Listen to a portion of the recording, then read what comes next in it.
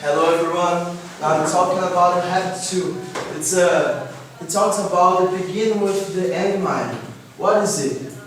It's something like let's do an exercise first. Imagine you all in a beautiful suit or in a beautiful dress for the girls. I don't know. Get in a church. And this church are all your parents, your children, your future children, if you don't have it, your brothers, sisters, grandma, all your family and friends. And then they are all like a little sad, you know.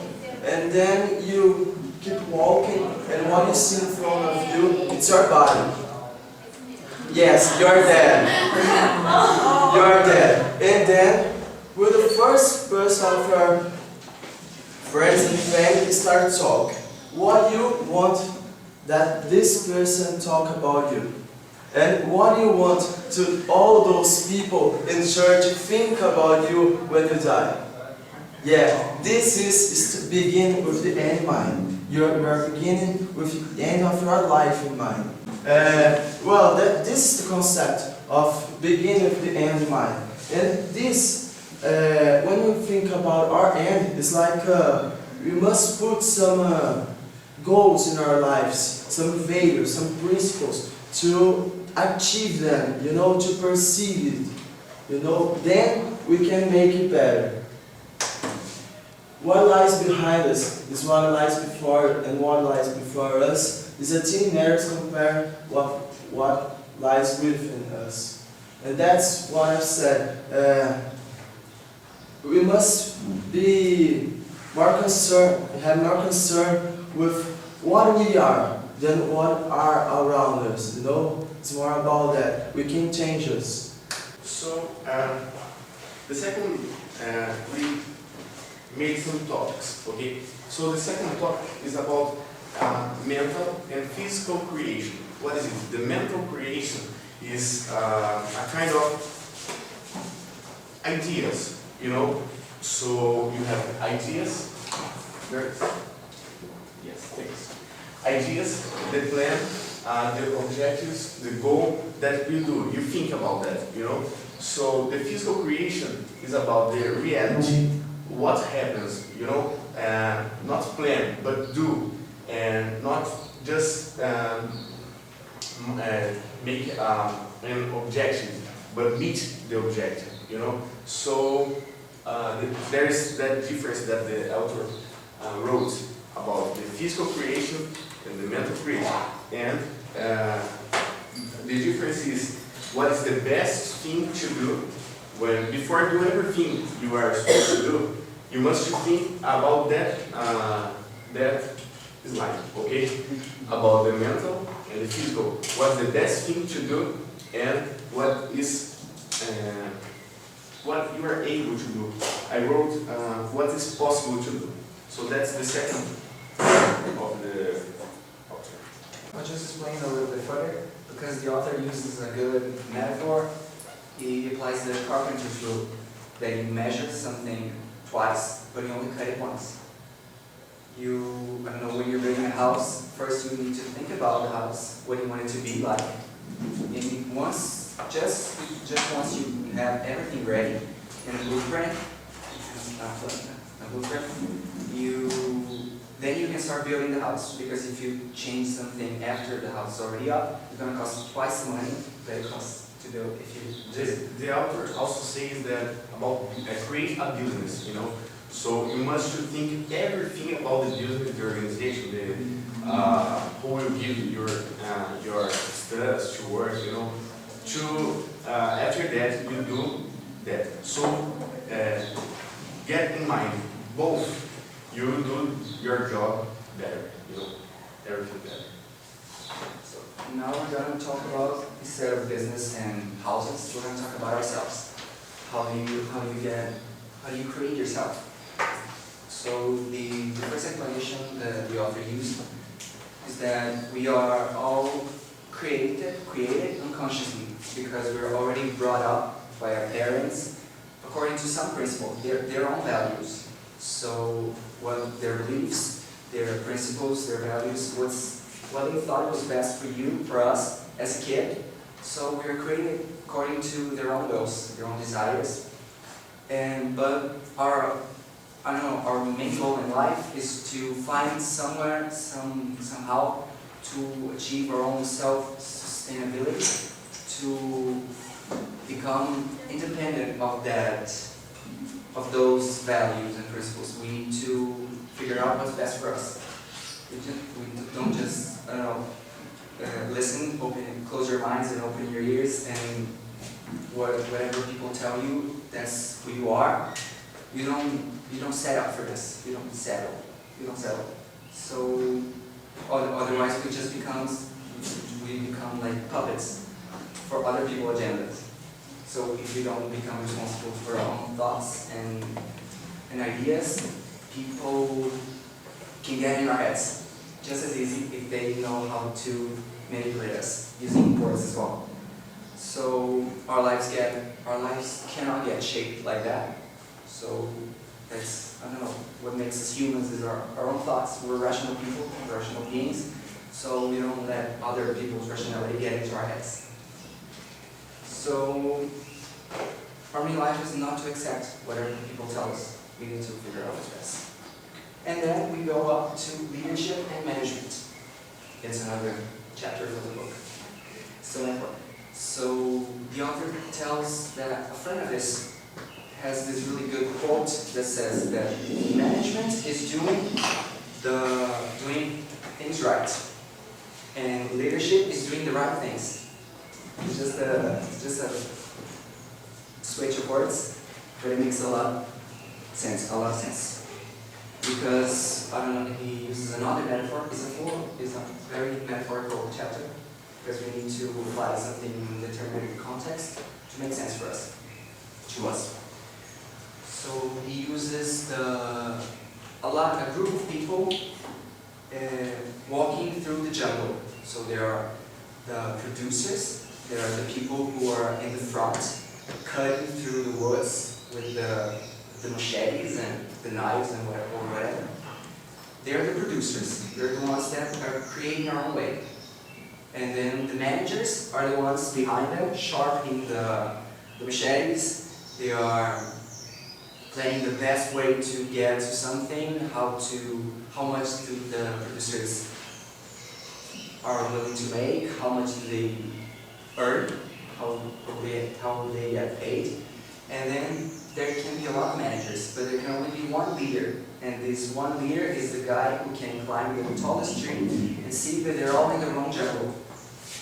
The only people who can see that things are different, like a ladder. How the manager can figure out how many steps or how much time does it take to climb until the end of the ladder. But only a leader can figure out that the ladder is leaning against the wrong side of the wall. There's a whole different, I don't know how can I say it. It has it's about consciousness. It's about people who are really so responsible and getting in touch with everything in their own lives. They can lead other people they don't get into the people everyone's head, but they can show us, they throw light at the best way to create your own path. And now, how become your own creator? Well, we talk about proactive, and now I'm going to talk about imagination conscious. But proactive is something like a self-awareness, something that comes with you. But there are 2 points that can help you to get that. It's imagination and conscious. It's imagination, why? Because imagination helps you to see a world of choices that you can make. And a lot of choices you can change. Choices in your life, and the organization of your business, of your house, and conscious for you to know better what's our limit. Sometimes we have a lot of creation, but we need limits because we can't do all we want, and that's why it exists laws, principles, and moral that limitates us from all those things. yeah, it's pretty hard to make some changes, you know, and you get those three dots and join all those things and make it happen. But we must take it a little slowly, you know. I'm gonna talk about something like example that he made. You have a child, and this child made something really, really bad, and you really want to give a slap in his. You know, you want to yell, you want to correct him immediately, but you think better. What I want for him, how I want to be reminded by him in my funeral, and then I will use those choices. Proactivity for me to go there and make his education, imagination to create a better choice, and conscious for me to know how I must act like a father. You know, I can't just joke with him when he does something bad. I must correct him, but how I must correct him? And then you take all this emotion, your desire to prove that you're strong, that you're right, and you want to win the battle with your own son, and you calm down and talk with him. And then you may not win the battle how you want, but you will win the war. That's the concept that he used. You know, because your child will raise a better kid, a better man or woman. And then he will remind, oh, my father educated me how he thought it was the best choice, you know. And that's why you must join those three dots, you know. Okay, he also says that you are unique. What does it mean? He asks, what do you want to be? How he means about characteristics, you know. What do you do? About how do you contribute to the place that you live, for the company that you work, and on which values are you based? He talks about principles like we had some tests here in your class about us, you know. I'm extroverted, I'm introverted, you know. That's about what do you want to be? How which characteristics do you have, you know? So he used a good example about the why he is saying that about the USA Constitution. He talks that the Constitution of the United States is something that haven't changed a lot, you know. But there is a standard there that is for about this standard of the Constitution is something that will help about taking choices, you know. So we must be like that. We have be someone with values, this standard to take choice, to choose something, to I will do that because why will you do that? Because you have this value. You are following something that is a standard for you. Well, for that you must see your centers. Everybody has centers in life. You know, we need centers. Like, I want to be good in my job. I want to be the best in my job, my work. What I do, I want to be the best. Or my family. I want that my family love me more than everything in the world. Or I want to be the best person in the church. You know, all those centers. But for us to achieve those centers, we must put some goals. Because those things don't happen from day to night, you know, overnight. We must put some goals, and then we go getting those goals, achieving those things, and then we'll have what we want.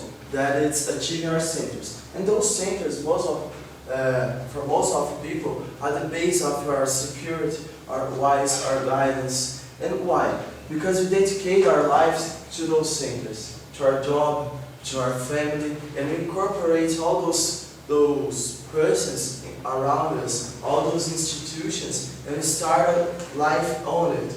That's why all this it's the base of our principles, you know? That's pretty much it.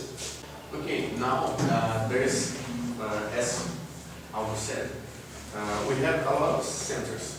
So he talks about alternative centers. He asked for us to discover and realize about our centers.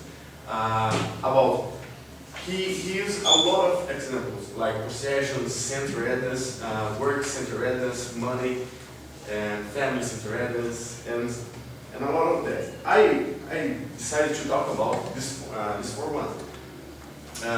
This for family centeredness is someone that has this security in relationship, in deep relationship. Like he wants to talk, to share with your family good things, good moments, and he is worried about loving the people that are together every day. The money centeredness is someone that loves to make money. Is the most important for him is making money. The security for him is the economic things. You know, if the health economic is the financial health is good, everything is good for him. He doesn't care too much for the second line for him. Is not his family, friends, but the first line, the principal things that he prefers is about money. And the work centeredness is someone that works a lot. He doesn't care about going out with friends a lot.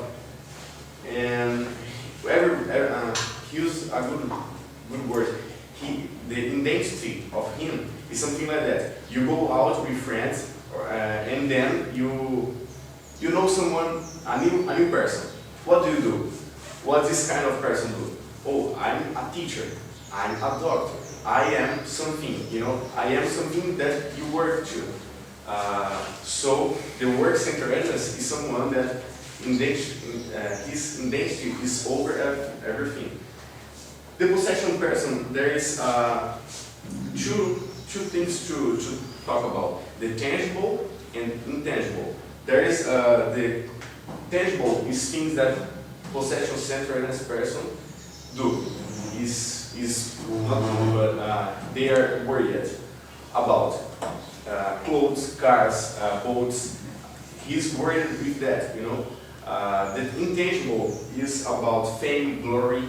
So if I have glory, I can't lose that. If I have car, I can't lose that. It's the most important for me. He also says that if this kind of person is talking to someone that is not over of him, but has more fame than him, or more glory than him, he gets inferior than this person.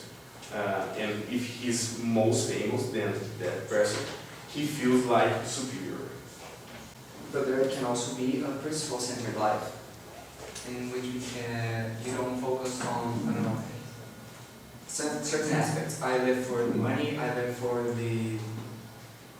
my work, I live for my family, I live for love, I live for the applause, I live for the whatever. I live about having a centered life. I want, I just want for me what's best. So you can follow these 4 fundamental truths. There's something, because a principle cannot die. You can die your hope to get it, to achieve it, but a principle itself cannot die. So you have security, guidance, wisdom, and power. And once you, experience several stages of life, or you are willing to get what's best, just the essence of life, you can live a principle-centered life in which nothing else can shake you, because you can go, security. You know what's best for you, you know where you're going, so you have a certain security, you have an unshaking core. People cannot, you cannot do this, you won't do this, you'll fail miserably. No, you're secure of yourself, so you won't fail. Guidance. you, I don't know, you have a good amount of data, of experience, of past experiences, of, I don't know, hope, or willpower, so you know exactly where you're going. So you can always choose the best alternative to get to your future, to your glorious future. Wisdom, well, all this wisdom, if you win something, you get the spoils. If you fail in something, you learn a lesson. So all this wisdom, you can always take something good from each experience, good or bad. And power, because you have an independent freedom, because you can, with your guidance and your wisdom, you can always look all the implement. You have always the end in mind. So maybe now you don't have the resources, but someday you can have it, and you don't feel attached to something like money or family, because money can go away just like that, like your possessions. Your family, you can go all away in once. So you never get too attached to something, so you can enjoy everything. Well, in the book he said about we can re-script our life. You know, we can change all we are and think about who we are now, how we want to get there in the end. You know, the funeral. And then he said, you are like computers, you can re-script us. You know? And for that, a man must recognize his responsibilities. You know? Because when he takes responsible for his attitudes and for who he is, it's not just the environment who made he is the way he is. No, he think, well, that's time for me to change. Because he knows that he's responsible for who he is. You know? And that's the point. We must recognize this responsibility. Yeah, and to accept this responsibility, we won't be proactive to change. That's why it's so important for us to take this responsibility. You know, it's basically that. Let's go. Okay, this part, he says that all of us has the comfort zone in our brain. What does it mean? We have the left brain side of our brain, and we have the right side of our brain.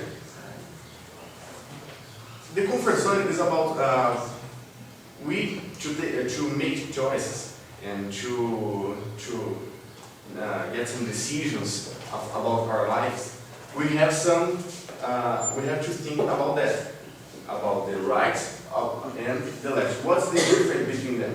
The right side is something more superficial.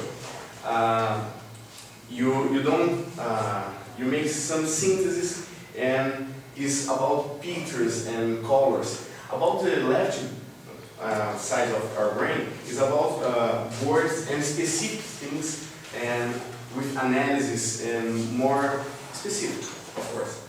And that's about our comfort zone, when we are supposed to make take some decisions, we choose the best part of our brain. But we need to use both. I'll just use a little another metaphor, another context, and to apply a situation where you can apply your ideas. It's about think of yourself as a father or a student. Like we are 3 students, and we have to create some affirmation for ourselves. So it will be very satisfying for us to get a good result in our presentation. So you create this affirmation in which you use your emotional, because it's satisfying. You use a personal thing, because it's us. You use a present verb, because it's get a result. It's always in the present, it's always us, emotional, satisfactory. And the good part is the good result. So you create a complete affirmation, and then you start to visualize, like the blueprint, like the jungle, the best way to get there. So you always have to, like athletes, some athletes say to their doctors that they can feel the pain before it even happens, so they can always practice and train the best way so they don't get any of that pain. So they always trying to improve ourselves, to improve themselves, like we should improve ourselves. So we need to know what we want to know how to get there. So we always, once again, have the end in mind. And you must put all those parts and join it for getting to balance your life. You know, like he said, you get in comfort zone and just choose one part of our brain. But sometimes we need to think logical and get out of the similar common thinking. You know, and I know everybody has individual roles and goals, but sometimes we forget to balance it. You know, and then it's a problem. Sometimes, like in the money, like they said, the people get so focused in money that forgot their family, forgot the church, for who believes in church, but I don't know. And then he gave us a tip. He said for us, make a list and put all your goals and roles on this list, and try to balance it. Try to think logically, and then you start to get a life a little more harmonized, you know, something more easygoing. When you equilibrate your life, you know, I don't know. It's basically So have the end in mind. yeah.